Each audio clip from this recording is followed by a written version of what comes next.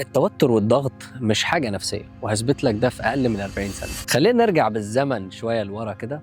زمان الإنسان كان قدامه اختيارين لو نمر نط قدامه، يا يحاربه يا يجري منه، ومن هنا اتبرمج جسمنا على وضع اسمه fight or flight. المشكلة الكبيرة بقى إن جسمك لسه عايش بنفس الطريقة، ولكن النمور اتغيرت. بقى شغل، قلة نوم، فلوس، واحدة اتنين، فالجسم لسه بيعتقد إن هو فعلا تحت تهديد، ولكن النمور اتغيرت. فايه اللي يحصل بقى؟ جسمك طبعا شادد طول الوقت، هرموناتك متلخبطه، ما بتنامش كويس، متعفرت، مش مركز. وللاسف الناس بتحاول تعالج الموضوع ده بان هي تهدي التفكير او تاخد اجازه وهكذا وهكذا، ولكن للاسف جسمك لسه في حاله طوارئ. وبعد دراسات كتير في الموضوع ده لقينا ان الحل ابسط مما احنا نتخيل، والحل مش في دماغنا، الحل في ان احنا نعمل عادات بسيطه ممكن تساعدنا ان احنا نخرج من العفرطه اللي احنا فيها دي.